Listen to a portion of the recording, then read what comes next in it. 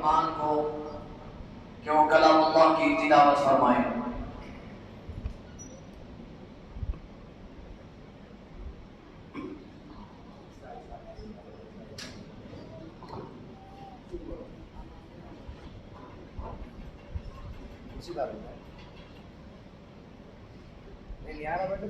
أعوذ بالله من الشيطان الرجيم بسم الله الرحمن الرحيم والضحى والليل إذا سجى ما ودعك ربك وما قلى وللآخرة خير لك من الأولى ولسوف يعطيك ربك فترضى ألم يجدك يتيما فآوى ووجدك ضالا فهدى ووجدك عائلا فأغنى فأما اليتيم فلا تقهر وأما السائل فلا تنهر وأما بنعمة ربك الله العظيم.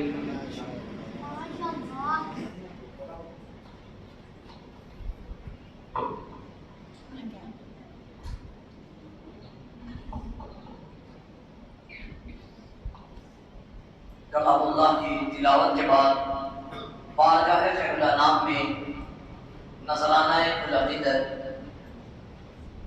پیش کرنے کے لیے ثانیہ انصاری کو دعوت دیتا ہوں کہ وہ بارگاہ خیر الانام میں ہدیہ نعت سنانے کی سعادت حاصل فرمائیں۔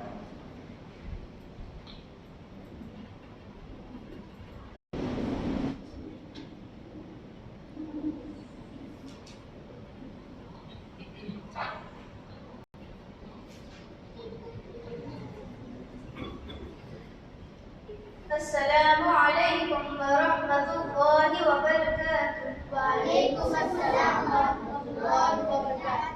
آپ سب کے سامنے نعت شریف پیش کرنے سے پہلے ایک مرتبہ درود شریف کا نذرانہ پیش کریں۔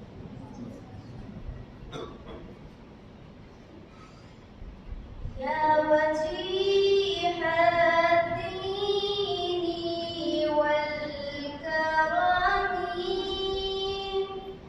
وحمید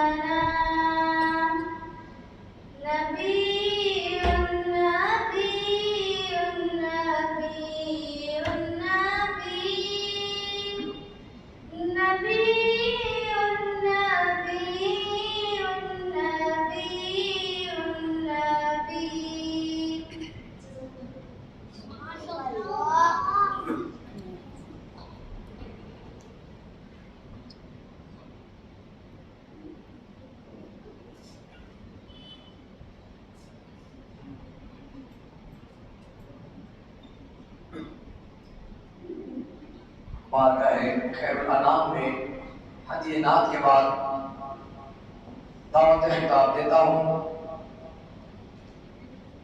علامہ مولانا حافظ محمد انوار اللہ تمیم الازہری نقشبندی قادری مدعی صاحب کو کہ وہ سیرت النبی صلی اللہ علیہ وسلم پر روشنی ڈالیں اور ہمارے قلوب کو مجلہ و مصفح فرمائیں۔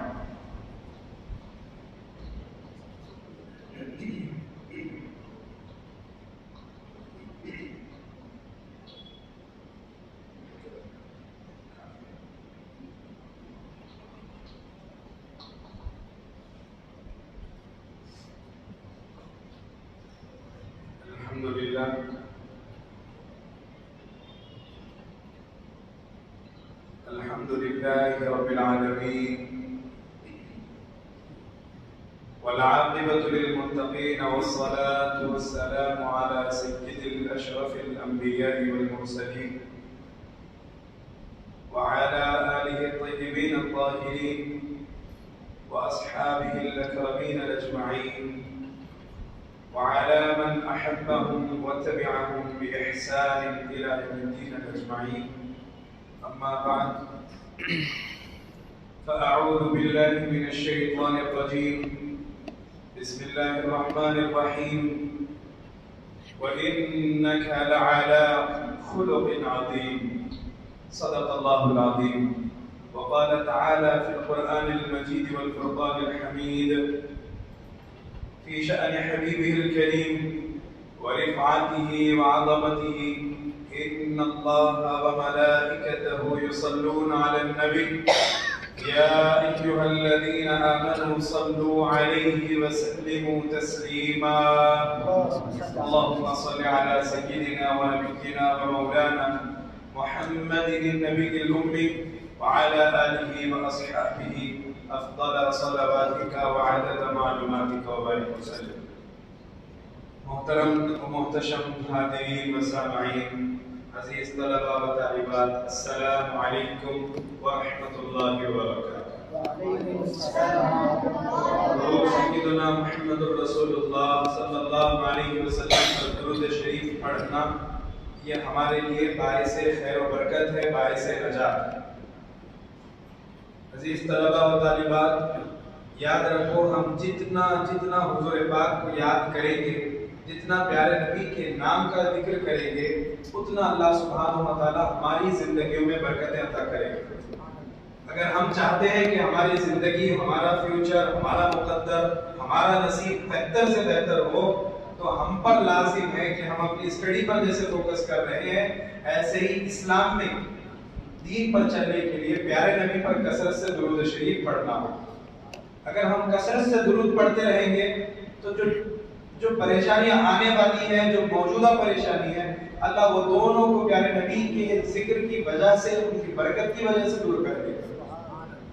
آپ جانتے ہیں حضرت شیخ الاسلام امام محمد انوار اللہ فاروقی، فاؤنڈر آف جامع نظامیہ رحمۃ اللہ علیہ، آپ ایک حدیث شریف نقل کرتے ہیں انوار احمدی میں. ایک حدیث شریف لکھتے ہیں، فرماتے ہیں کہ قیامت میں چند ایسے لوگ ہوں گے کہ اللہ سبحانہ و تعالیٰ ان کے لیے دوزخ کا فیصلہ کر دے گا، دوزخ میں پہنچا دیا جائے گا. یہاں تک کہ وہ دوزخ میں پہنچ بھی جائیں گے، مسلمان ہوں گے، اور ان کے ذہن میں پیارے نبی کا نام بھی نہیں آئے گا. اللہ ہمیں اس سے محفوظ رکھے. ان کے زبانوں پر پیارے، وہ سوچیں گے پیارے نبی کا نام، وہ سوچیں گے ہمارے نبی کا نام کیا تھا، مسلسل فکر کرنے کے باوجود انہیں وہ نام یاد نہیں آئے گا. اللہ دوزخ کا فیصلہ کر دے گا، دوزخ میں پہنچ جائیں گے. پیارے نبی نے فرمایا وہ ایسے ویسے معمولی مسلمان یا انسان نہیں ہوں گے، بلکہ وہ اللہ کی کتاب کے حافظ بھی ہوں گے، حافظ قرآن بھی ہوں گے. اتنے بڑے درجے کے ہونے کے باوجود دوزخ کا فیصلہ ہوگا اور پیارے نبی کا نام ان کے زبانوں سے نکال دیا جائے گا. آگ میں جلتے رہیں گے. پھر اس کے بعد اللہ کہے گا یہ مجھے ایک مانتے ہیں. ہاں، غفلت کی وجہ سے پیارے نبی سے دور ہو گئے تھے. جبرائیل امین جاؤ، اے فرشتوں، تمام فرشتوں کے سردار کا نام کیا ہے؟ ہاں، سیدنا جبرائیل علیہ السلام. ان کو حکم ہوگا جاؤ انہیں پیارے نبی کا نام یاد دلاؤ. وہ فرشتہ جو تمام فرشتوں کا سردار ہے وہ دوزخ میں ان لوگوں کو جائیں گے اور ان کے پاس ان کے زبانوں پر پیارے نبی کا نام جاری کریں گے. جیسے ہی وہ پیارے نبی کا نام لیں گے اللہ ان کو دوزخ سے نکال کر جنت میں ڈال دے گا. عزیزان محترم، عزیز طلبہ و طالبات، پیارے نبی کی نام میں اتنی برکت ہے کہ اللہ دوزخ سے جنت دے دے گا. تو سوچو ذات میں کتنی برکت ہے، صرف نام میں اتنی برکت ہے. اگر ہم یہ فیصلہ کر لیں کہ ہم اٹھتے بیٹھے پیارے نبی کا جب بھی نام سنیں گے آپ پر درود شریف پڑھیں گے انشاءاللہ. یہ 12 روزہ محافل کا اہتمام صرف اتنا ہے کہ ہم پیارے نبی کے وفادار. یہ 12 روزہ جو محافل ہے یہ تربیتی کیمپ کی طرح ہے. ہمارا کام ہے کہ ہم اپنی زندگی میں پیارے نبی کی سنتوں کا اڑنا چھونا، ہمیشہ ہر وقت پیارے نبی کا ذکر کریں. پیارے نبی کیسے اٹھتے تھے، کیسے بیٹھتے تھے، کیسے چلا کرتے تھے، آپ کے کیسے اخلاق کریمہ رہے، کیا آپ نے ہمارے لیے وصیتیں نصیحتیں فرمائی، اسے ہم یاد رکھیں. بڑوں سے بھی گزارش ہے جو بھی یہاں پر سنیں گے وہ اپنے دوسروں تک پہنچائیں گے انشاءاللہ. آپ بھی ایسے سنیں جیسے آپ کو اب یہ سنانا ہے. کل آپ کا امتحان ہے، آپ کیسے تیاری کریں گے؟ آپ ویسے سنیں، اتنا غور سے سنیں اور وہی چیز آپ کو دوسروں تک پہنچائیں گے انشاءاللہ. ایک واقعہ سنا کر میں اپنے موضوع پر آؤں گا. جو لوگ نصیحتیں سن کر بھی عمل نہیں کریں ان کے ساتھ کیا انجام ہوگا. حضرت حبیب عجمی رحمہ اللہ انہوں نے کیا کیا معلوم؟ حضرت حبیب عجمی رضی اللہ تعالیٰ عنہ قبرستان میں گئے اور قبر کھودنے لگے. ایک مردے کو نکالا اور اس کے کان میں کاڑی کر. اگر وہ لکڑی اس کان سے باہر نکل جاتی تو وہ مردے کو ویسے ہی ڈال دیتے، پٹی ڈالتے چلے جاتے. حضرت حسن بصری یہ واقعہ دیکھ رہے تھے، انہوں نے اس واقعے کو ذکر فرمایا. بڑے یاد رکھیں. دوسرا، پھر کسی کی قبر کھودتے، مردے کو نکالتے، پھر اس کے کان میں کاڑی کرتے. اگر کان میں داخل ہی نہیں ہوتی اسے بھی بے دردی سے وہی پھینکتے، پھٹی ڈالتے چلے جاتے. پھر ایک قبر کھودتے، اگر اس کے کان میں لکڑی جاتی اور درمیان میں رک جاتی اس کے پیشانی کو بوسہ دیتے، اللہ سے دعا کرتے، روتے، پھر اس کو پورے اہتمام کے ساتھ دوبارہ دفن کرتے، مٹی ڈالتے، اللہ سے دعا کرتے چلے جاتے. حضرت حسن بصری وہیں پر تھے، انہوں نے پکڑا اور پوچھا کہ یہ کیا ماجرا ہے؟ ایک کو پٹ کے دوسرے کو چھوڑ دیے، تیسرے کے ساتھ آپ نے بڑا ہی معاملہ الگ انداز میں کیا. انہوں نے فرمایا یاد رکھو یہ پہلا جو شخص تھا وہ ایسا تھا کہ حضور پاک کی باتوں کو سنتا تھا. پہلا جس کے کان میں لکڑی داخل ہی نہیں ہو رہی تھی وہ کون تھا؟ جو کبھی حضور کی نصیحتوں پر عمل نہیں کرتا. نصیحت سنائی، اگر کوئی سنانے لگتے کان پہ انگلی رکھتا چلے آتا، وہ سنے ایسی نصیحتیں ہم جیسا کہتے ہیں. ان کے ساتھ اللہ ان کے جسموں کو پتھر کا بنا دیتا ہے، اس لیے لکڑی داخل نہیں. پھر دوسرا وہ کہ جس کے آر پار لکڑی نکل گئی، اس کے ساتھ کیا معاملہ؟ آپ نے فرمایا یہ ایسا ہے جو نصیحتیں سنا تو کرتا تھا، جس طرح اللہ نے ہمیں دو کانیں دی، ایک کان سے سنو دوسرے کان سے، جو ہمارا کانسیپٹ بنا ہوا ہے نصیحتیں سنتے ہیں عمل نہیں، دوسرے کان سے ہم نکال دیے. تو فرمایا اللہ نے اسے پوری طریقے سے کھوکھلا کر دیا، اس کے جسم میں کچھ باقی نہیں رہا، صرف کھوپڑی باقی رہ گئی. فرمایا تیسرا وہ ہے جو نصیحتوں کو سنا بھی عمل بھی کیا، اللہ نے اس کے جسم کو جوں کا توں باقی رکھا. میں نے اللہ سے دعا کی مالک اس جیسا مجھے بھی بنا دے. ایسی میں نے دعا کی، دوبارہ پورے اہتمام کے ساتھ اسے دفن کر دیا. تو عزیز طلبہ و طالبات، جب بھی کوئی حضور پاک کی نصیحت سننے میں آ جائے اللہ سے دعا کرنا، اے اللہ ہمیں اس نصیحت پر عمل کی توفیق عطا فرما. اور کوشش بھی کرنا، صرف زبانی خرچ نہیں، کوشش بھی کرنا. اگر ہم کوشش کریں گے اللہ اس کوشش کو پورا بھی کریں گے انشاءاللہ. آئیے ہم سنتے ہیں حضور پاک کی نصیحتیں اور آپ کے اخلاق کریمہ. کیا حضور پاک کی نصیحتیں فرمائی؟ وصایا وحکم للرسول الاعظم صلی اللہ علیہ وسلم. حضور پاک کی 9 وصیتیں. کتنی؟ 9 وصیتیں آپ کی خدمت میں پیش کروں گا. آپ اسے سنیں اور اس پر عمل کی توفیق اللہ سے دعا کریں. حضور پاک نے فرمایا اللہ نے میرے لیے نصیحتیں فرمائی، وصیتیں کی، اور میں وہی اپنی امت کو نصیحت کرتا ہوں. عزیزان محترم، یہ وصیت نصیحت کا مطلب یہ ہے کہ امت کے لیے سبق کہ تم یہ کام کرو، یہ کام نہیں کرو. اوصانی بالاخلاص فی السر والعلانیہ، سب سے پہلی چیز اور اسلام کا سب سے بہترین سبق حضور پاک نے فرمایا مجھے میرے رب نے اخلاص کی نصیحت فرمائی. کس کی؟ اخلاص. یہ اخلاص اتنا بڑا مضمون ہے کہ جو بڑے بڑے بزرگوں نے بھی اس کو بڑا اہتمام سے عمل کیا. اخلاص، کیونکہ پورا دین کا دار و مدار، میرے پورے اعمال کا دار و مدار صرف میرے اخلاص پر. میں پوری زندگی نمازیں پڑھوں، روزے رکھوں، زکات دوں، حج کروں، ہر نیک عمل کروں، لیکن اگر اس میں اخلاص نہیں رہا تو ایک قابل قبول نہیں. تو اخلاص کیا چیز ہے؟ اوصانی ربی بتسع اوصیکم بها اوصانی بالاخلاص فی السر والعلانیہ. لوگوں میں رہو یا تنہا رہو، ہمیشہ ایک معاملہ، تنہائی میں بھی نماز پڑھ رہے تو خدا کے خوف سے، خدا کی یاد میں پڑھو. لوگوں کے سامنے بھی نماز پڑھ رہے تو لوگوں کو دکھانے کے لیے نہیں بلکہ اللہ کے لیے نماز پڑھو، اسی کے لیے عبادت کرو. آپ سمجھ گئے؟ آپ جس طرح قرآن مجید کو گھر میں تلاوت کرے گا، روزہ کو سنانا ہے، آج آپ تعلیم کے لیے پڑھ رہے ہیں، لیکن پوری زندگی میں ہم جب بھی نماز پڑھیں گے تو یہی اہتمام کے ساتھ، یہی اخلاص کے ساتھ، کیونکہ اللہ نے ہم پر نماز پڑھیں گے انشاءاللہ. تو یہ اخلاص کسے کہتے ہیں؟ یہ دل میں یہ خیال رہے کہ میں جو بھی عمل کروں صرف اللہ کے لیے، جو بھی نیک عمل کروں، کوئی بھی اچھا عمل کروں اللہ کے لیے. ایک بزرگ تھے، انہوں نے کیا کی، پوری زندگی صف اول میں نماز پڑھی، پوری زندگی میں صف اول، پہلی صف میں پوری زندگی پہلی صف میں نماز پڑھی. ایک مرتبہ یہ ہوا کہ گھر سے آنے میں تاخیر ہو گئی، آخر صف میں جگہ ملی اور وہاں پر ٹھہر کے نماز پڑھی آخر صف میں. اور دل میں یہ خیال آیا، ارے اتنے سالوں سے میں پہلی صف میں نماز پڑھ رہا تھا، لوگ کیا کہیں گے؟ کیا خیال ہے؟ بولے لوگ کیا کہیں گے کہ بھائی ہمیشہ پہلی صف میں پڑھنے والا آج آخر صف میں نماز پڑھ. یہ نماز میں خیال آیا، نماز مکمل بھی نہیں ہوئی، غائب سے اللہ کی طرف سے آواز آئی، اتنے سالوں سے لوگوں کو دکھانے کے لیے نماز پڑھ.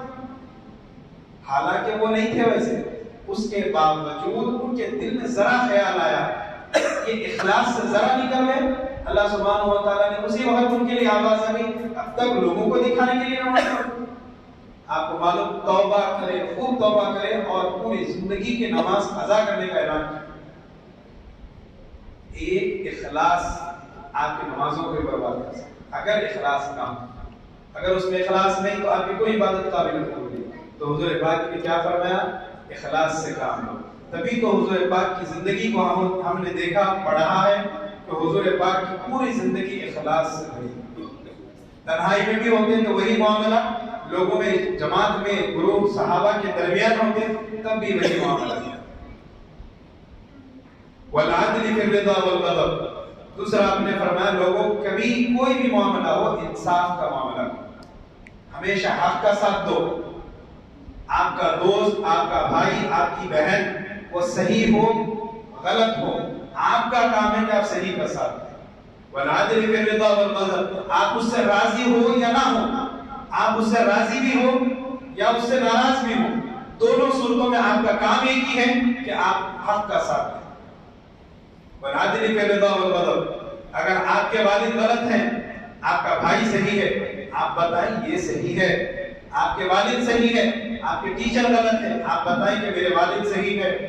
والعدل فی الرضا والغضب. برابر انصاف ہونا، برابری ہونا، ہمیشہ سچ کا ساتھ دینا، کبھی جھوٹ کا ساتھ، غلط کا ساتھ نہیں دینا. یہ حضور پاک کی نصیحت ہے ہمارے لیے. والقصد فی الغنى والفقر.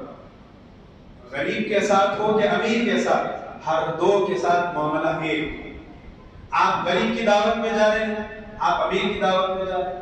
آپ غریب دوست ہیں تو اس کے ساتھ بات اچھی نہیں کر رہے، امیر دوست ہے اس کے ساتھ اچھی بات کر رہے ہیں. امیر پڑوسی ہے تو آپ اس کا ادب کر رہے ہیں، غریب پڑوسی ہے آپ اس کا لحاظ بھی نہیں رکھ رہے. یہ اسلام نہیں ہے. اسلام کی اچھائیاں یہی ہے کہ وہ سب کے ساتھ برابری کا نظام رکھتا ہے.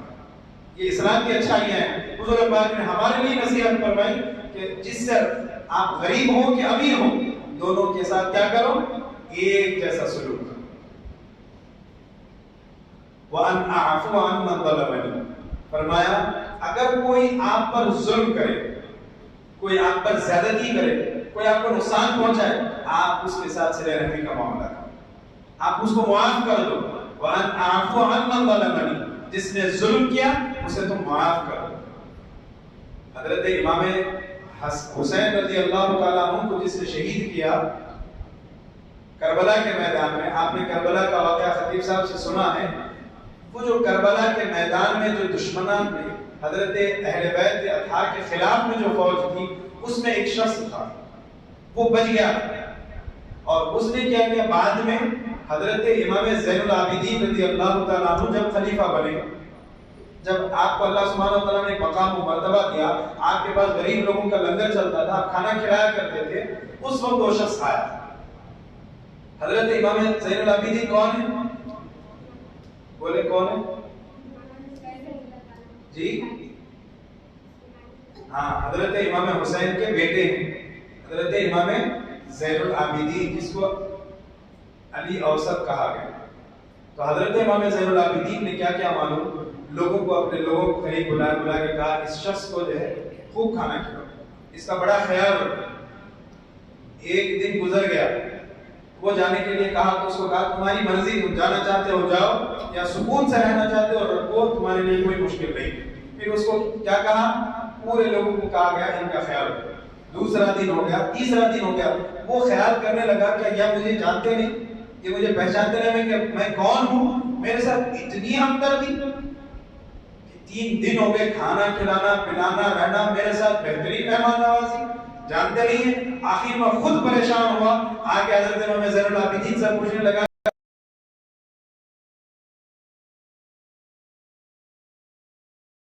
حضور کو شہید کرنے والوں کے درمیان تھا. پھر کہا کہ یہ کیا چیز ہے، آپ مجھے مار سکتے تھے، سولی پہ چڑھا سکتے تھے، میرے ٹکڑے کر دے سکتے تھے، آج ذری بات پر قتل و غارت میری ہے. وہاں پر حضرت امام زین العابدین نے کیا معاملہ کیا، فرمایا وَأَنْ أَعْفُوَ عَنْ مَنْ ظَلَمَنِي، میرے نبی نے یہی فرمایا کہ جو زیادتی کرے، جو ظلم کرے، ان کے ساتھ تو معافی کا معاملہ کر، میں معافی کا معاملہ کر. اللہ نے رتبہ دیا نصیحتوں پر عمل کرنے والوں کو. وَأَنْ أُعْطِيَ عَمَّنْ حَرَمَنِي، اور جو تمہیں محروم کر دے، جو تمہیں کچھ نہ دے، اس وقت جب ان کے پاس یہ قدرت تھی کہ وہ تمہیں دے سکتے تھے، اس وقت انہوں نے تمہیں محروم کر دیا. اب تم کو اللہ نے صلاحیت دی کہ تم لوگوں کو بانٹ سکتے ہو، تو تمہارے لیے یہی نصیحت ہے کہ جس نے تمہیں محروم کیا تم اسے خوب عطا کرو.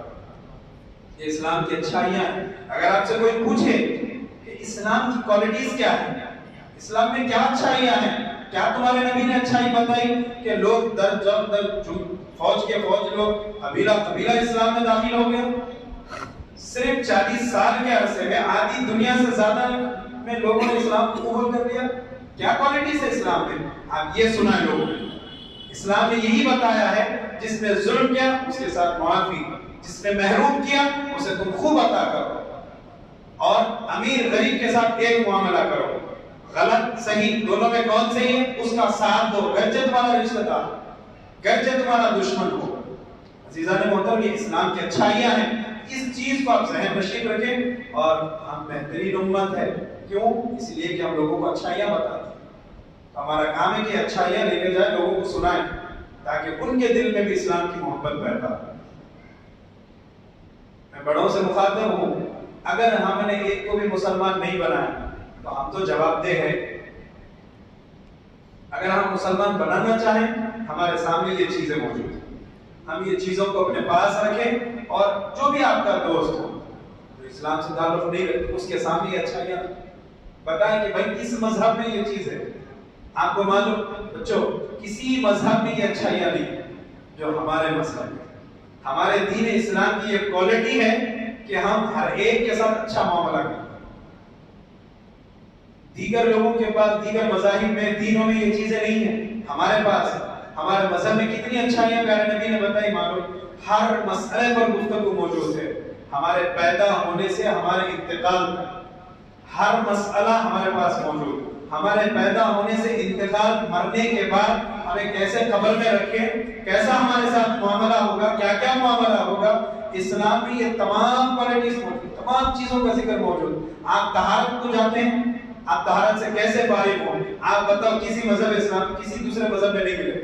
آپ کے مذہب میں جب آپ پڑھیں گے آپ کو معلوم ہوگا کہ طہارت کے لیے کیسے بیٹھے، کیسے طہارت سے فارغ ہوں، کیسے پاکی حاصل کریں، آپ کے پاس موجود، کیسا لباس پہنو آپ کے پاس موجود، کیا چیز کا استعمال کھانے کے لیے کرو آپ کے ساتھ تفصیل کے ساتھ موجود، آپ اپنے جسم کو کیسے پاک رکھیں، کیا چیز کا استعمال کریں، کیا چیز کا استعمال نہ کریں، اس کا ذکر آپ کے دین میں موجود۔ یہاں تک کہ آپ اپنے جسم کے پارٹس کو ڈونیٹ کرنا یا نہیں کسی مذہب میں نہیں ملے گا، آپ کو آپ کے مذہب میں ملے گا کہ کیا آپ کے جسم کے گردے کو، دل کو کسی کو ڈونیٹ کر سکتے ہیں یا نہیں، یہ بھی مسائل آپ کے دین میں موجود ہیں۔ اتنی اچھائیاں اسلام میں، ہر مسئلے پر، زندگی کے ہر شعبے پر اسلام کہہ رہا ہے۔ کسی مذہب میں آپ کو اتنی تفصیلات نہیں ملیں گی، یہی کوالٹی آف اسلام ہے۔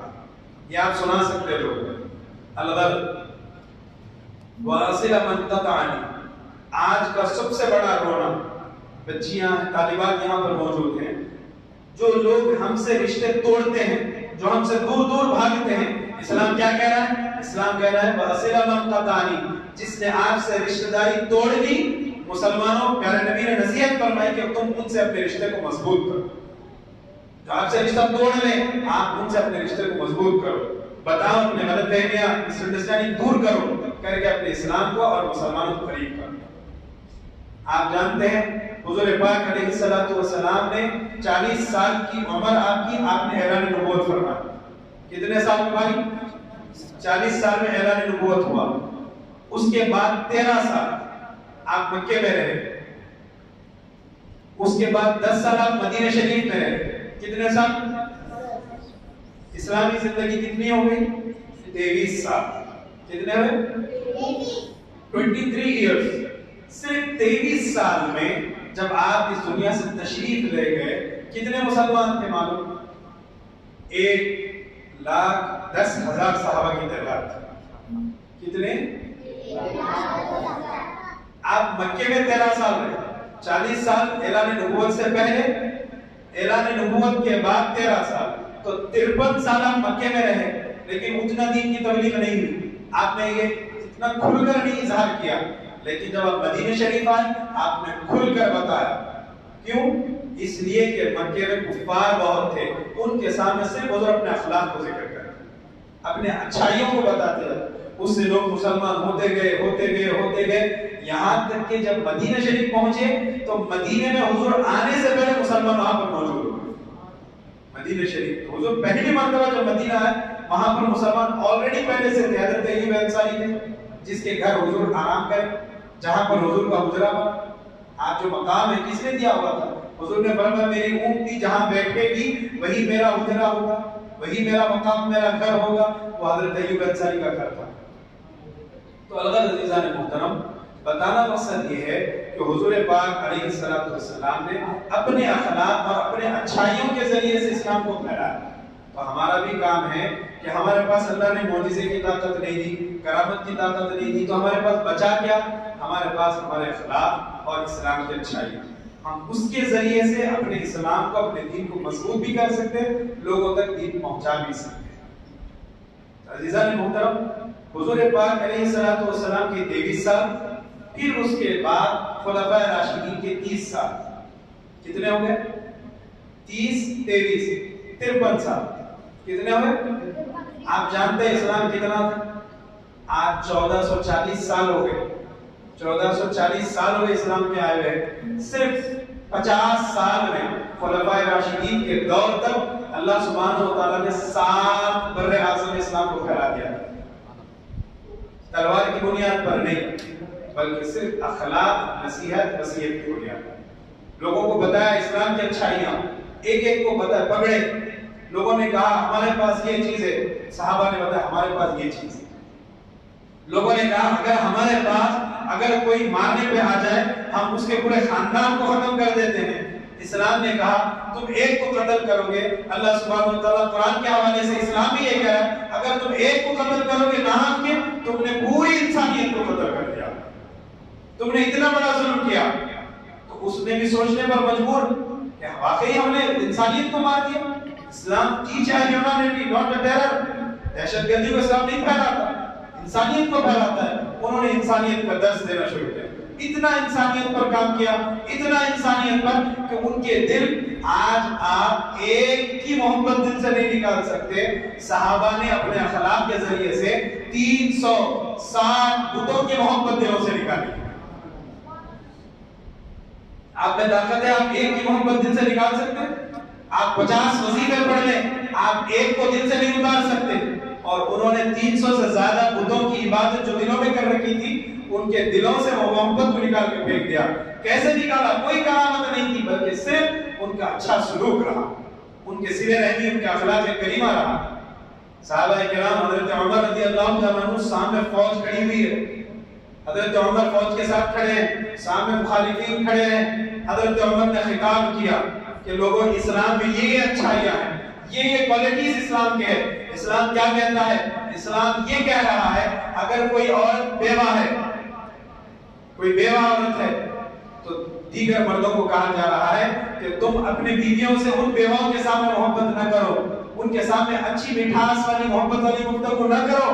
کیوں؟ اگر تم کرو گے اس کا دل ٹوٹے گا، وہ کہے گی کاش میرا شوہر ہوتا وہ بھی میرے ساتھ ایسے ہی معاملہ کرتا۔ اتنی چیز کا بھی خیال اسلام رکھ رہا ہے۔ اسلام یہ کہہ رہا ہے، حضرت عمر نے خطاب میں کہا کہ تم اپنے چھوٹے سے بچے سے جا کر محبت نہ کرو بچوں میں۔ کیوں؟ معلوم نہیں ان کھیلنے والے بچوں میں کوئی یتیم بچہ بھی ہوگا، اگر اس کے دل میں یہ خیال ہے کاش میرا باپ زندہ ہوتا وہ بھی مجھ سے ایسے ہی محبت کیا کرتا۔ یہ اسلام نے درس دیا ہوا ہے۔ جب انہوں نے یہ اخلاق کی باتیں سنی، انہوں نے کیا کیا؟ بغیر کسی جنگ کے، بغیر کسی معاملے کے انہوں نے اس تلواروں کو پھینکا اور کہا ہم بھی کلمہ شہادت پڑھتے ہیں۔ عزیزان محترم، یہ اسلام کی کوالٹی ہے۔ وَأَنْ أَعْفُوَ عَمَّنْ ظَلَمَنِي وَأُعْدِيَ مَنْ حَرَمَنِي وَأَصِلَ مَنْ قَطَعَنِي۔ جس نے رشتہ توڑ دیا ان کے ساتھ رشتوں کو مضبوط کرو۔ آپ یاد رکھو، پیارے نبی نے فرمایا جس نے رشتہ داری کو توڑی اللہ اسے جنت میں داخل ہونے نہیں دیتا۔ جو رشتہ داری توڑ رہا ہے اللہ اسے جنت سے بے دخل کر رہا ہے، جنت میں داخل ہونے نہیں دیتا۔ اور جو رشتہ داری کو بنانے کی کوشش کر رہا ہے، دور ہونے والے رشتہ داروں کو اپنانے کی کوشش کر رہا ہے، آپ غور کرو اس کو کتنا بڑا مقام ملے۔ لا يدخل الجنت قطات، رشتہ داری توڑنے والے جنت میں داخل نہیں ہوں گے۔ اور جو رشتہ داری کو جوڑتے رہے ان کے ساتھ کتنا اچھا معاملہ ہوگا۔ عزیزان محترم، آج کے زمانے میں سب سے بہترین یہی چیز ہے کہ ہم ایک دوسرے کا خیال رکھ لیں، ایک دوسرے کے ساتھ دین شیئر کریں، یہی کافی ہے۔ آپ صلہ رحمی کریں، اچھا معاملہ کریں۔ بھائی بہن میں آج لڑائی ہے تو ریزن کیا ہے؟ آپ سے میں پوچھ رہا ہوں، اگر آج دو بھائی بہن لڑ رہے ہیں ریزن کیا ہے؟ ریزن یہ ہے کہ دین کی کمی۔ آپ جانتے ہیں پیارے نبی علیہ الصلوۃ والسلام مدینہ شریف میں ایک نہیں دو نہیں ہزاروں صحابہ کے درمیان بیٹھے، اطراف پورے صحابہ۔ حضرت ایک خاتون آئی پردے کے پیچھے سے، حضرت سیدنا محمد رسول اللہ صلی اللہ علیہ وسلم، جس کو انسانیت میں امام مانا گیا، اخلاق میں امام مانا گیا، سب سے بہترین شخصیت مانا گیا، وہ وہاں سے آ رہی تھی۔ حضور نے صحابہ کو ہٹا دیا، سب کے سب دور ہو گئے۔ وہ خاتون آ گئی، حضور پاک نے بٹھایا، بات کیا، اس کے بعد وہ چلے گئی۔ لوگوں نے پوچھا یا رسول اللہ یہ کون ہے؟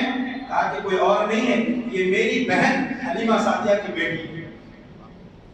حلیمہ سعدیہ کون؟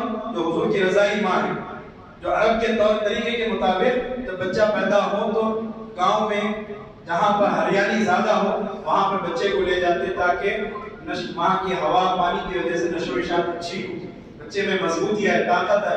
چنانچہ حلیمہ سعدیہ لے کر گئی تھی۔ حلیمہ سعدیہ حضور کے بیٹے، رضائی بیٹے ہیں، آپ سمجھ گئے رضائی بیٹے ہیں، ان کی بہن، ان کے لیے حضور نے یہ ادب بتایا کہ بہن آ گئی، حضور پاک اپنی جگہ سے کھڑے ہو گئے اور لوگوں کو ہٹایا، ان کو بٹھایا، ان سے بات چیت کی اور فرمایا یہ میری بہن ہے، کہ حضور نے یہ مقام دیا ہے۔ آج ہمارے پاس اگر بہن گھر کو آ جائے تو ہمارا معاملہ ہی الگ ہے، ہمارا معاملہ ہی الگ ہے. لیکن وہاں پر حضور پاک نے کیا تعلیم دی؟ اٹھ کے اپنی جگہ سے ان کو بٹھایا. یہ حضور پاک نے سلے رکھے. رشتہ داری کیسی ہو حضور پاک نے بتایا. ابو جہل اتنا بڑا ظالم کافر، اس نے کیا کیا؟ حضور پاک علیہ السلام سجدے میں اس نے اونٹ کا چمڑا، اونٹ ذبح ہوا، اس کا چمڑا رکھا، خون نکل رہا ہے.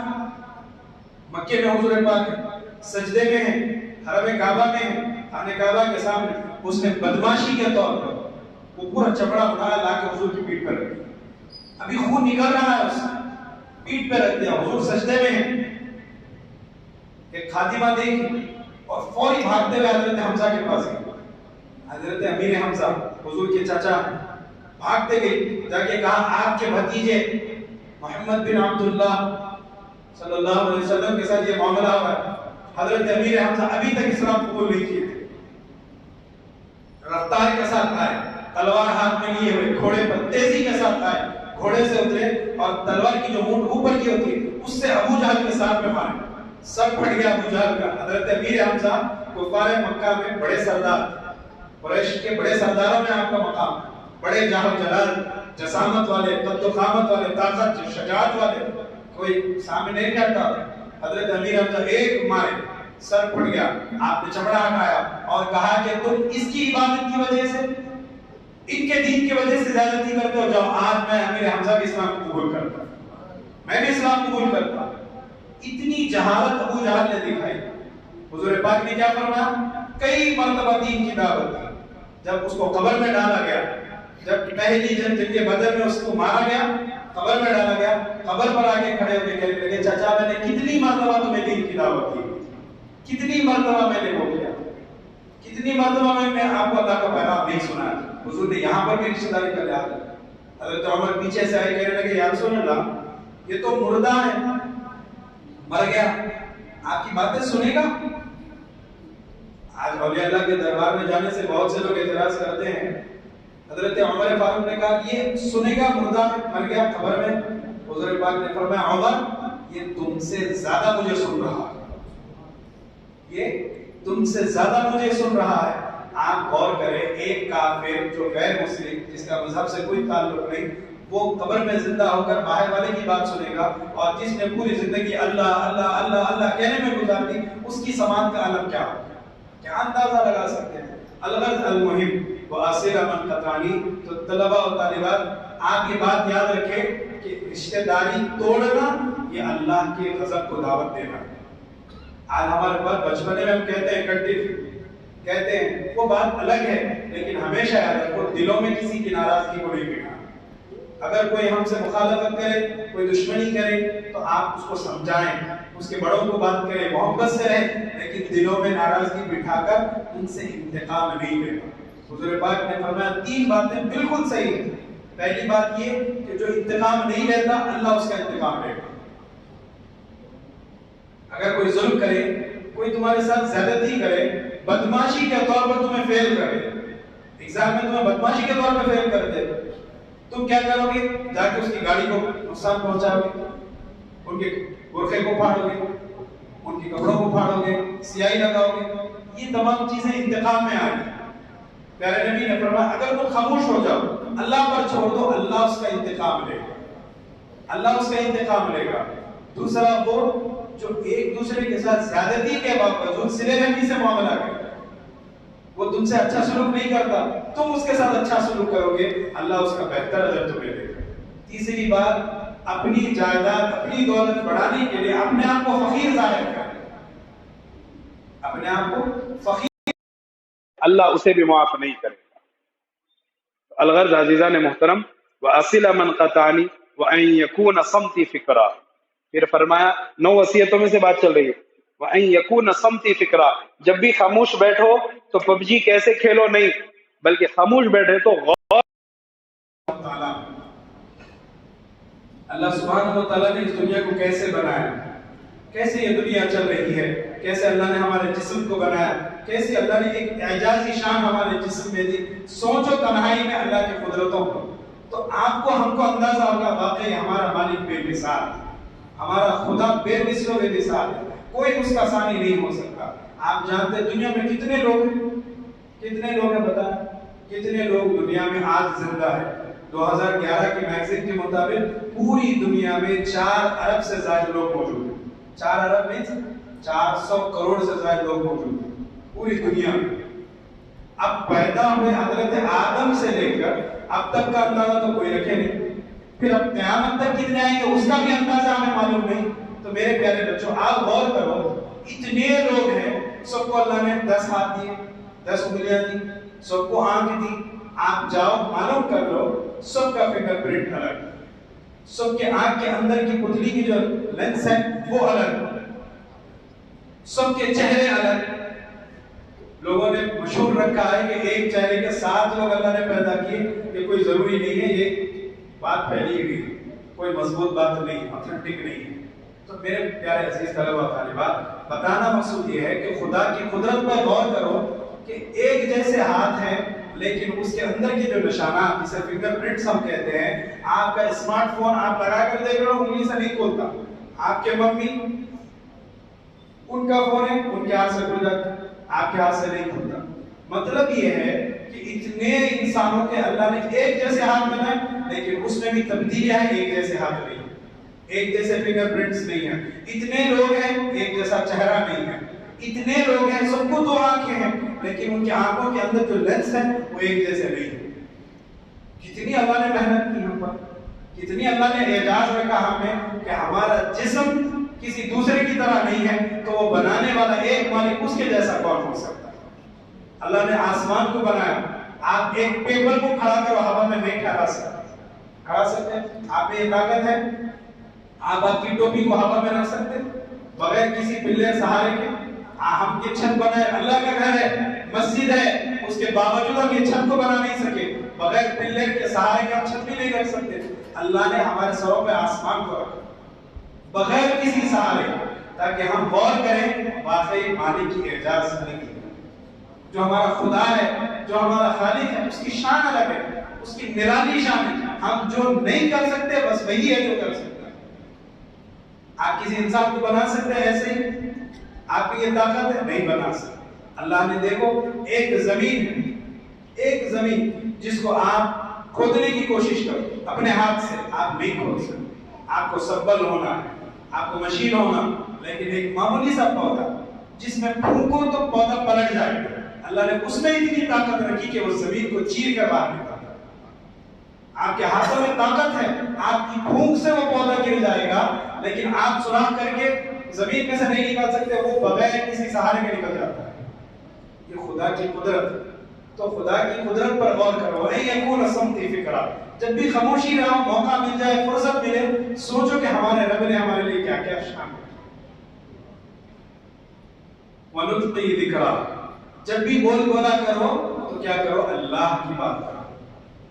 جب بھی کوئی ذکر کرو بیکار فضول باتیں نہ کرو۔ حضور پاک نے فرمایا اللہ اس کے رسول کی بات کرو، کہا کہ اسلام میں یہ چیزیں ہیں، اللہ کے رسول نے یہ بتایا ہوا ہے۔ یہ آپ کے پاس کئی کتابیں آ گئی الحمدللہ، 5 منٹ کا مدرسہ مصحف کے پاس موجود ہے کتاب، آپ وہ کتاب اپنے گھر میں رکھیں، آپ اپنے اہلیہ کو، آپ اپنی دادی امی کو دیں، بولو روزانہ ایک صفحہ میں پڑھ کے سنو۔ اسلام کی نالج کتنا گین ہو گیا آپ دیکھیں، کتنا اس میں اضافہ ہوا۔ تو جب بھی بات کرو، جب بھی بولو اللہ کی بات کرو، وَنُطْقِي ذِكْرَا وَنَذَرِ عِبْرَةً، اور کوئی بھی چیز، کوئی معاملہ دیکھو تو اس سے عبرت حاصل کرو۔ آج ہم دیکھ رہے ہیں دنیا کے جھگڑے فساد ہیں، ہمیں اس سے سبق حاصل کرنا ہے اور اپنے گھر والوں کو اس سے محفوظ کرنا ہے۔ دنیا کے جھگڑے فساد جو بھی ہو رہے ہیں اس سے ہمیں سبق حاصل کرنا ہے کہ نہیں، یہ جو معاملہ ان کے ساتھ ہوا ہمارے گھر والے، ہمارے خاندان میں نہیں ہوگا۔ عزیزان محترم، یہ حضور پاک علیہ السلام کی بتائی ہوئی وصیتیں ہیں کہ ہم یہ تمام چیزیں کریں۔ حضور پاک علیہ السلام نے پوری امت کے لیے سلام بھیجا۔ آپ کو تعجب ہوگا، ہم سلام پڑھنے کے لیے پریشان ہیں، کھڑے رہ کے پڑھنا، بیٹھ کے پڑھنا، ہم اختلافات میں ہیں۔ حضور پاک علیہ السلام آخر وقت ہے، حضور پاک نے صحابہ کو بلایا، ان سے گفتگو ہوئی، اس کے بعد حضور پاک نے فرمایا اے میرے صحابہ، تمہارے بعد والے جو ہوں گے ان تک میرا سلام پہنچا دے۔ تو آپ تک اسلام پہنچا ہوا ہے اور آپ تک حضور کا سلام بھی پہنچا ہوا ہے۔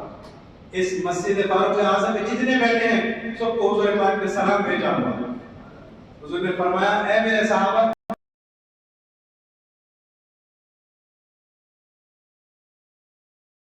یہ وصیتیں یہ نصیحتیں آپ نے پہلے دن حضور کی نورانیت پہ سنا، آپ نے سنا حضور نور ہے، حضور کے اندر یہ نورانیت ہے، آپ نے سنا۔ دوسرے دن حضور کی اخلاق سیرت پر آپ نے سنا، تیسرے دن حضور کے حلیہ مبارکہ پر آپ نے سنا۔ ہر دن آپ کچھ نہ کچھ حضور پاک کے بارے میں سن رہے ہیں کہ نہیں؟ اور آج آپ نے کیا سنا؟ آج آپ نے حضور نے امت کے لیے کیا نصیحتیں فرمائی، کیا حضور نے امت کو دیا؟ حضور نے صرف اتنا نہیں کہا اللہ ایک ہے، حضور نے عبادت سے ہٹ کر یہ دنیاوی معاملات پر اتنی باتیں کی کہ آپ لوگوں کے ساتھ ایسا معاملہ کریں، ایسے اخلاق سے پیش آؤ، ایسے ایک دوسرے کے ساتھ بھائی چارگی اور محبت کا معاملہ کریں۔ اگر ہم نہیں کرتے تو ہم حضور کی کسی بات پر عمل نہیں کریں، تو یاد رکھو جو بات پر عمل نہیں کرتا وہ ذات پہ کیا یقین رکھے۔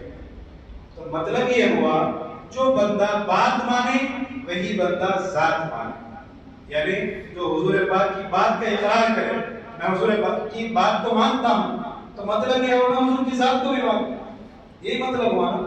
اور اگر کوئی کہے میں حضور کو تو مانتا ہوں لیکن حضور کی بات کو نہیں مانتا، یہ مطلب ہی کیا ہوگا؟ آپ غور کریں، حضور پاک علیہ السلام نے ہمارے لیے نصیحتیں فرمائی، کیا کریں؟ ہر نصیحت کو آپ غور کریں اور اس پر عمل کریں۔ حضرت فاروق اعظم کو پوچھا گیا آپ نے 8 سال کیوں لگے؟ کس میں؟ صرف ایک سورہ بقرہ کو کمپلیٹ کر گئے۔ کتنے 8 سال کیا کرنے میں؟ صرف ایک سورہ بقرہ کی تلاوت۔ آپ کو تعجب ہوگا جبکہ حضرت علی رضی اللہ تعالیٰ عنہ جانے تو یہ تو صحابہ ہیں، ہمارے پاس ایک رات میں قرآن پڑھنے والے موجود ہیں، 3 دن میں قرآن پڑھنے والے موجود۔ حضرت فاروق اعظم کو 8 سال لگے ایک سورہ بقرہ 2.5 پارے پڑھنے میں۔ پوچھا اتنا وقت کیوں لگ گیا؟ فرمایا ایک آیت کو پڑھتا، اس پر عمل ہوتا تو دوسری آیت پڑھتا، دوسری آیت پڑھتا، جب تک اس پر عمل نہیں کرتا تیسری آیت نہیں پڑھتا۔ آپ نے سورہ بقرہ پر عمل کے لیے 8 سال لگا۔ یہی فاروق اعظم ہے جس کا عمل ایسا مضبوط رہا، اللہ نے ایسی قدرت آپ کے دور خلافت میں دی، صرف 10 سال کے عرصے میں آپ نے آدھی دنیا میں اسلام کو پھیلا دیا۔ حضرت ابوبکر کا زمانہ صرف 2.5 سال، 2.5 سال کے بعد آپ کا وصال ہو گیا حضرت ابوبکر کا۔ پھر حضرت عمر 10 سال خلافت فرمائی اور 10 سال میں آپ نے قرآن مجید بھی پہنچا دی، اور آپ کا یہ معاملہ رہا کہ آپ نے اسلامی نظام کو مضبوط فرما دیا۔ یہ اللہ نے برکتیں دی ان کی زندگی۔ عزیزان محترم، عزیز طلباء و طالبات، جو بھی ہم بات پیارے نبی کے مطابق سن رہے ہیں تو ہمارا کام ہے اس پر یقین کریں اور اس پر عمل کریں۔ اگر عمل نہیں کرتے تو گمراہ ہوں، اور اگر عمل کرنا ہے تو اس کے لیے علم رکھنا ضروری ہے۔ العلم بغیر عمل یکون والعمل بغیر علم لا یکون۔ علم ہو تو عمل کبھی بھی ہوگا۔ آپ کو معلوم ہے نماز کیسے پڑھنا، آپ جب چاہے پڑھ سکتے۔ اگر آپ کے پاس علم ہی نہیں ہے تو آپ عمل کر بھی نہیں سکتے، اگر وقت بھی مل گیا پڑھ سکیں گے۔ تو عزیزان محترم، تو عمل کے لیے علم ضروری، اور علم ہو تو عمل ضروری ہے۔ آپ تمام کو یہی بات میں آخر میں کہوں گا جو حضور پاک نے قرآن مجید کے حوالے سے کہا، قُلْ هَلْ يَسْتَوِي الَّذِينَ يَعْلَمُونَ وَالَّذِينَ لَا يَعْلَمُونَ۔ اللہ نے قرآن مجید میں حضور پاک کی زبان سے کہنے پر مجبور کرا، کہا کہ حبیب آپ کہیے۔ اللہ نے کئی حکم کہا کہ نماز پڑھو، بول سکتا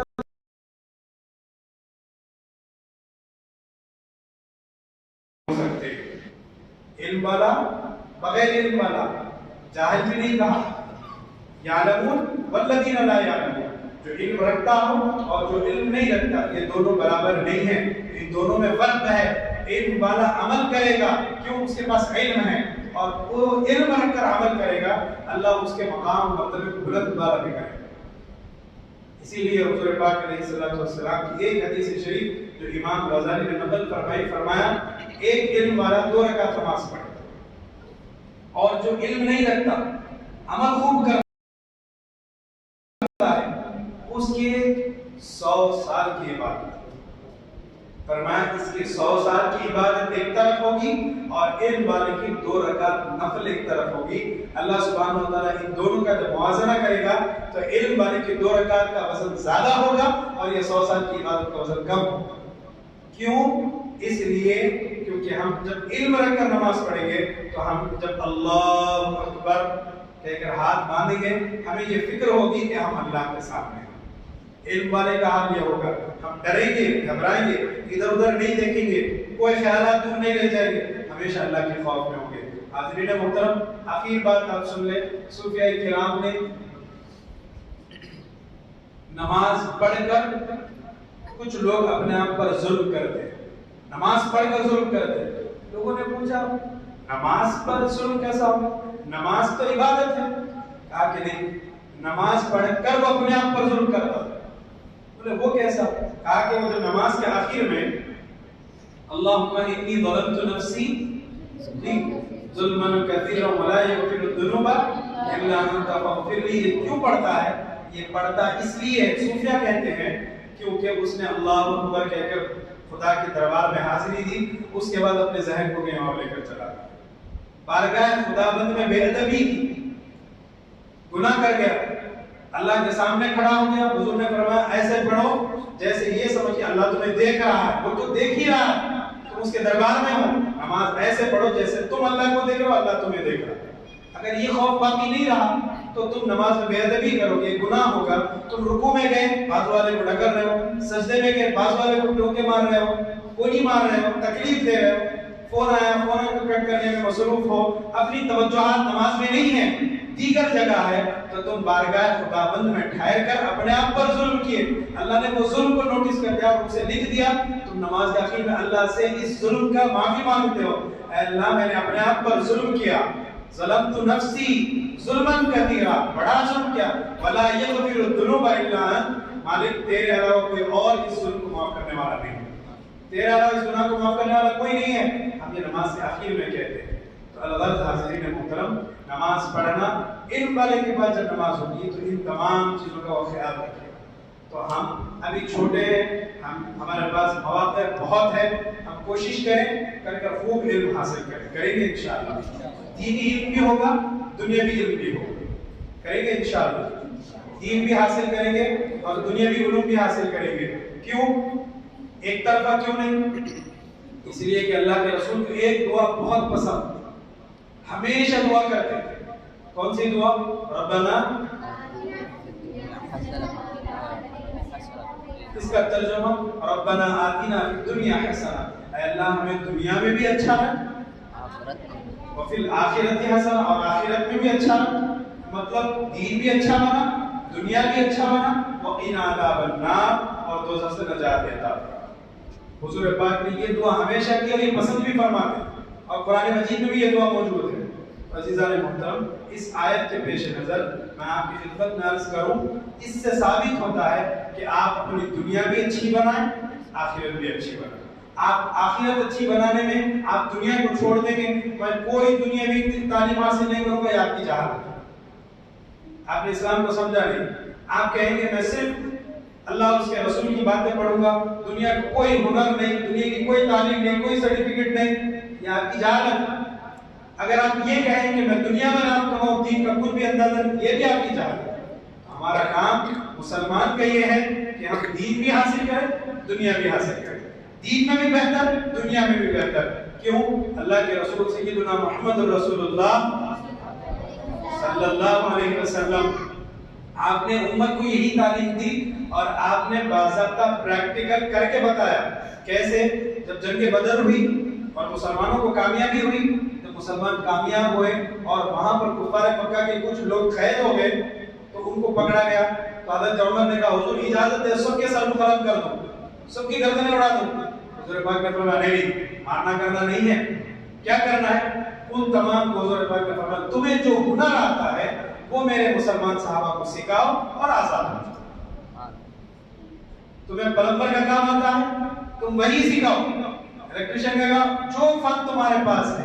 کچھ لوگوں نے کہا کہ محمد بن عبداللہ، انہوں نے کہا نبی نہیں کہتے تھے، کہا کہ ہمیں لکھنے کا فن آتا ہے، لکھنا جانتے ہیں. حضور نے کہا ٹھیک ہے تم لکھنا سکھا دو. اور آزاد ہو جاؤ۔ تو چنانچہ کئی ایسے کفار مکہ کو حضور نے اجازت دے دی اور وہ چلے گئے، آزاد ہو گئے۔ کیسے؟ انہوں نے دنیاوی تعلیم لوگوں کو دی، دینی تعلیم نہیں دی، کوئی قرآن حدیث کا درس نہیں دیا، بلکہ دینی نہیں، دنیاوی تعلیم کہ ایسا کرو ایسا کرو، انہوں نے حکمت سکھائی۔ تو میرے پیارے عزیز طلباء طالبات، ہمیں زندگی میں دین دنیا دونوں کا خیال رکھیں گے، دنیا کی بھی تعلیم حاصل کریں گے، ساتھ ساتھ دین کو بھی پکڑیں گے۔ کیسے؟ ایک مثال دے کے بات ختم کروں۔ حضور پاک علیہ الصلوۃ والسلام نے فرمایا دنیا میں رہو لیکن دنیا دار نہ بنو۔ مطلب ایسے ہی جیسے تم کشتی میں سوار ہو، پانی دنیا ہے اور تم کشتی کے مالک ہو، کشتی پانی کے اوپر سے چلے جاتی ہے، پانی میں ڈوب نہیں جاتی۔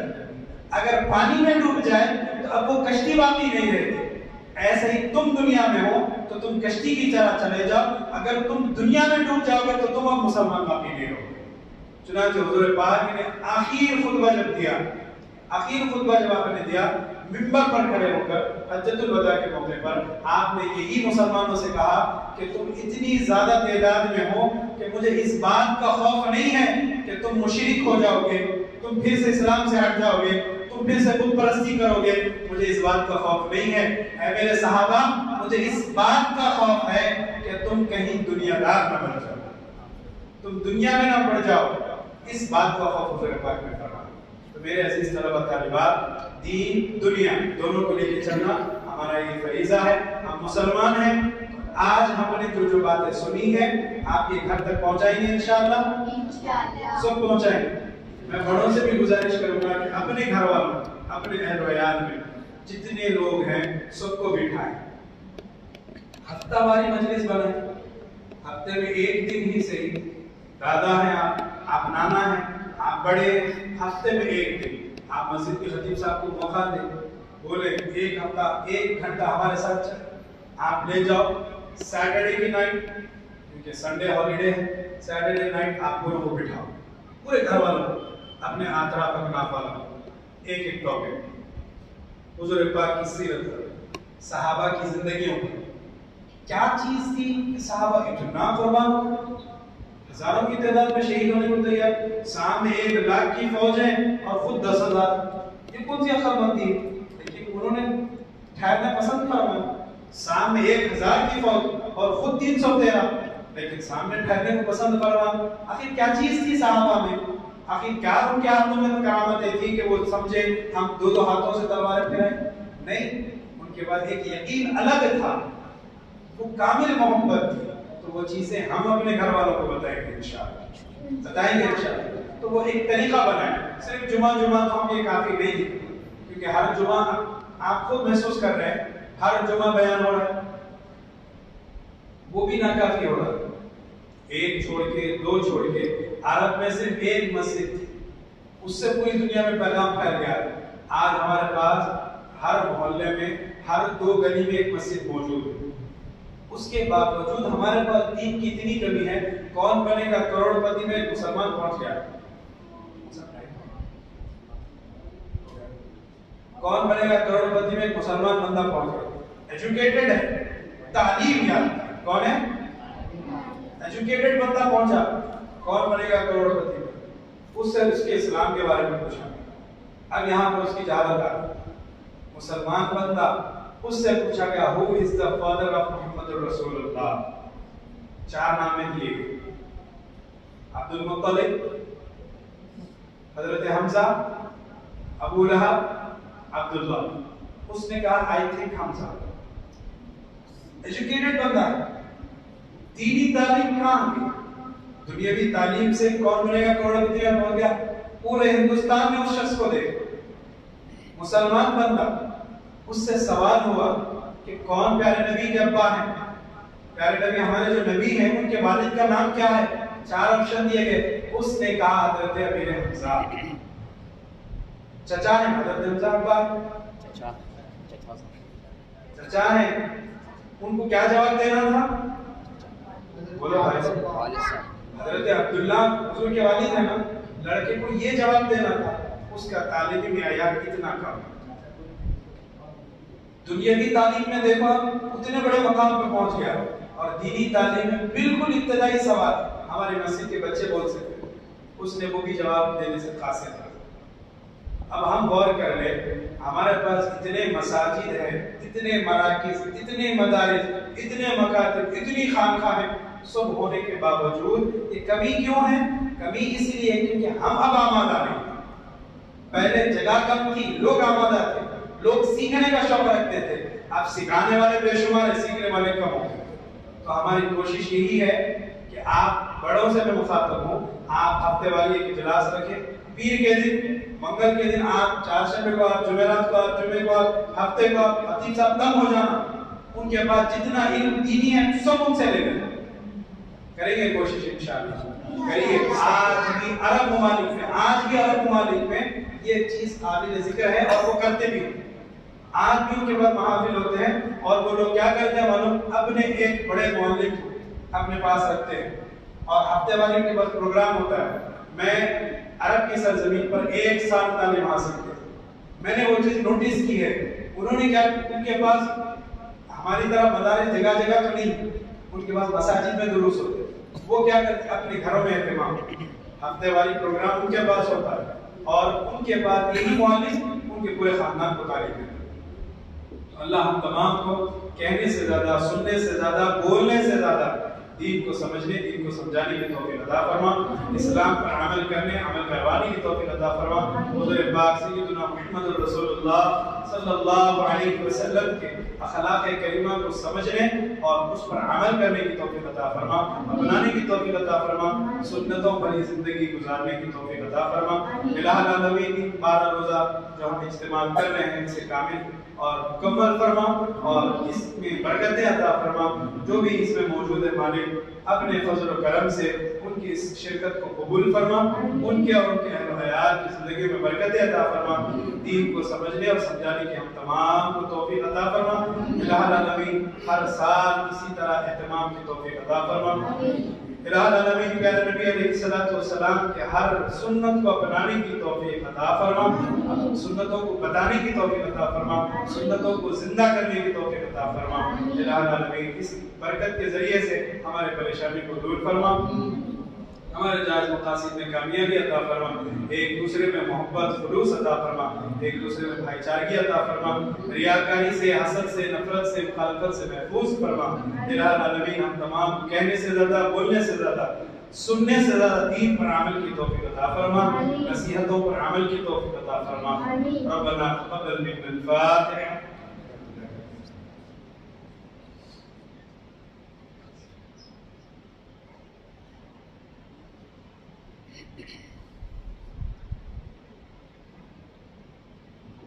إن الله وملائكته يصلون على النبي يا أيها الذين آمنوا صلوا عليه وسلموا تسليما اللهم صل على سيدنا محمد وعلى آل سيدنا محمد وآله وسلم بفضل سبحان ربك رب العزة عما يصفون وسلام على المرسلين والحمد لله رب العالمين. الصلاة والسلام عليكم. صلى الله على محمد صلى الله عليه وسلم. صلى الله على محمد صلى الله عليه وسلم. صلى الله على محمد صلى الله عليه وسلم. صلى الله على محمد صلى الله عليه وسلم. مصطفى جانے رحمت پہ لاکھوں سلام، شمع بز میں ہدایت پہ لاکھوں سلام، مصطفیٰ جانے رحمت پہ لاکھوں سلام،